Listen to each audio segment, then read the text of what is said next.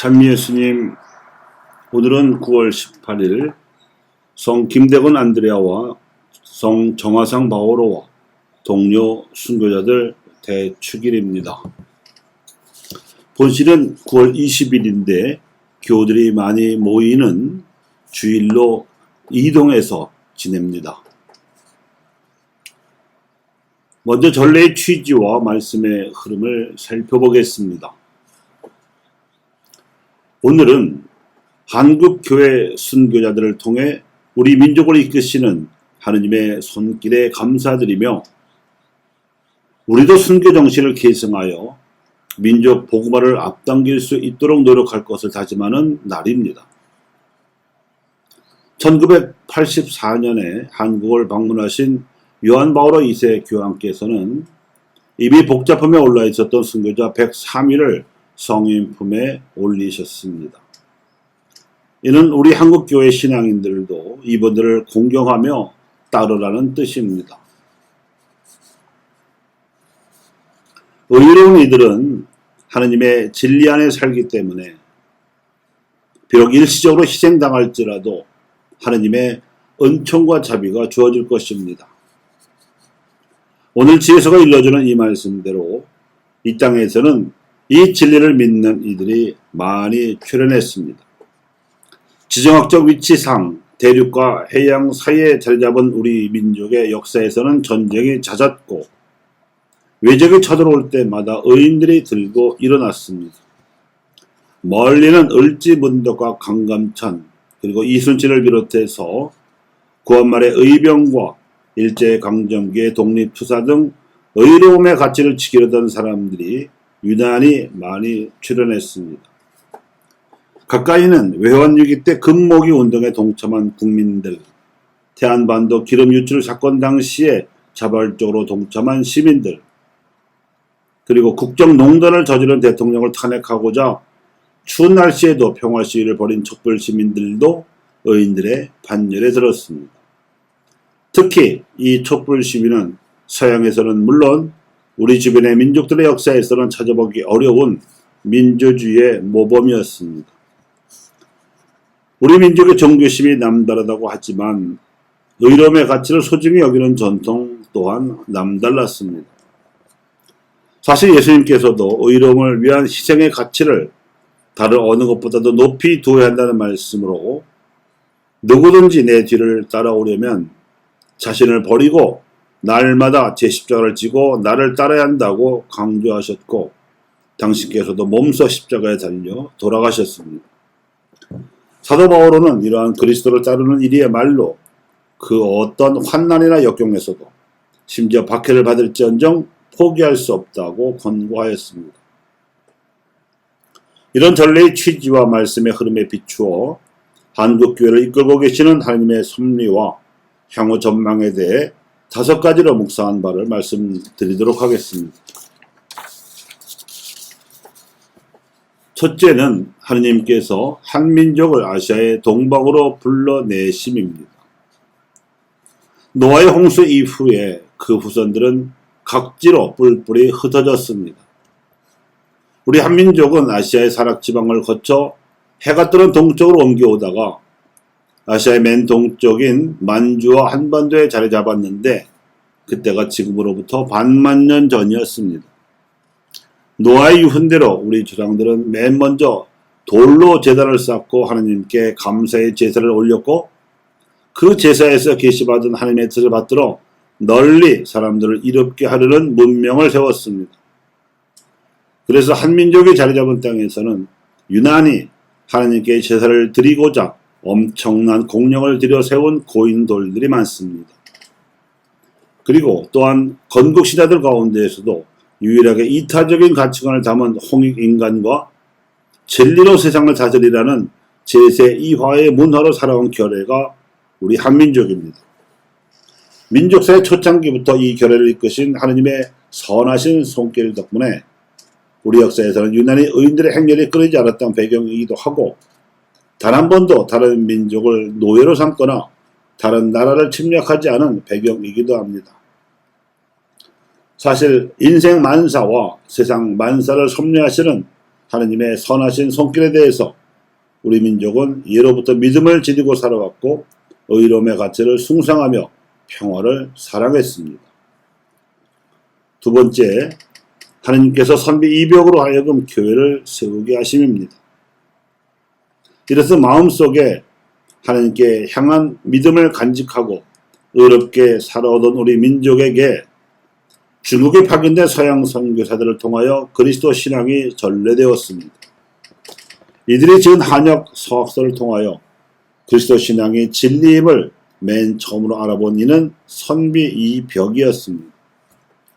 그는 노감 권철신이 가까운 남인 선비들과 함께 실학을 연구하던 강옥회에 찾아가서 자신이 알게 된 서학의 이치를 소개했는데 선비들의 동의를 받아 실학에서 서학으로 성격이 바뀐 강옥회를 이끌면서 중국에 온 서양 선교사들의 책, 특히 마테오 리치가 지은 교리서 천주 시리와 판토아가 지은 수양서 7극을 검토해 보도록 권유했습니다.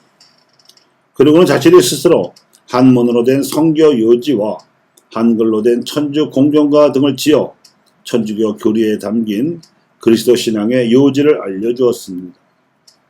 그리고 만천 이승훈을 북경에 파견하여 세례를 받아오게 함으로써 한국 교회를 세웠습니다. 이렇게 이벽과 그의 동료 선비들은 선교사 없이 자발적으로 신앙을 받아들이고 또 자생적으로 신앙 공동체를 형성했으며 세례를 베풀어 교회를 세웠는데 이는 세계 교회 역사상 처음 일어난 일이었습니다. 하나님께서 이끄신 오묘한 섭리의 작용이었다고 밖에는 달리 설명할 수가 없는 기적이었습니다. 셋째는 하나님께서 강옥회 선비들로 하여금 성사적 열망을 불러 일으키심입니다. 하나님의 이끄심은 문중의 박해 속에서도 이어졌습니다.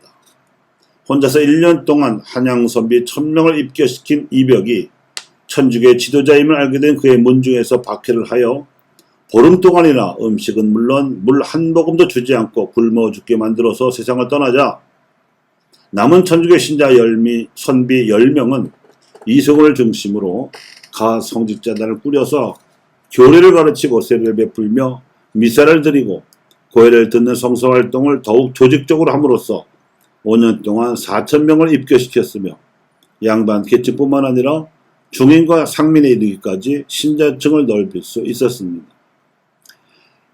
그런데 이것이 교회법상 위법임을 통고받고서 가성직자단은 자진 해산하였고 곧이어 성직자 영입운동을 전개하게 되지만 평신도 지도자들이 자발적으로 교례를 가르쳐서 세례를 받게 하고 또 성사를 통해 예수 그리스도를 만나고자 했던 열망이 놀라운 선교 성과로 이어진 현상 역시 기적적인 일입니다. 넷째는 하느님께서 박해받는 신자들로 하여금 교우촌을 세우게 하심입니다. 가성직자단을 해체하라는 명령과 함께 전달된 조상 제사 금지령에 따라 모친상을 치른 윤지충과 권상현을 필두로 천주교 신자들에 대한 박해가 시작되었고 남인 선비들을 조정해서 축출하려던 노론 세력은 이참에 강옥회 출신과 가성직자단을 이끌어선 교회 지도자들을 모조리 죽이거나 유배를 보냄으로써 막 태어난 한국교회는 쑥대밭이 되어버렸습니다. 이 사상 초유의 끔찍한 박해 소식을 북경 교구에 고하여 프랑스 군함의 무력 시위로 진압해버리던 황사영의 백서가 발각됨으로써 박해의 피바람은 더욱 거세어졌습니다. 조상제사를 금지한다는 바람에 기왕에 입교했던 양반 출신 신자들도 대부분 떠나가고 중인과 상민 그리고 천민 출신 신자들만 남은 상태에서 신기한 일들이 일어나기 시작한 것은 그 무렵부터였습니다. 성령의 무슨 지령이라도 받은 것처럼 강원도 풍선에서부터 시작을 하여 전국의 심산 유곡마다에 교우촌이 들어서기 시작한 것입니다. 최양업 신부가 전국 교우촌을 돌리면서 조사한 숫자만 해도 189군데였습니다. 이들은 천주교 신자로서의 본분이 기도생활에 있음을 알고 자유로운 기도생활을 하기 위하여 전답과 모든 재산과 사회적 지위 등을 모조리 포기한 채 자발적으로 가난한 생활을 선택하게 된 것이었습니다. 교우촌에서는 제도적으로 신분 차별을 철폐한 갑오개혁보다도 100년 먼저 신분을 철폐하고 서로가 출신 신분에 상관없이 모두가 믿음의 벗이라는 뜻으로 교우라고 부르는 대동 세상에 이룩되었습니다.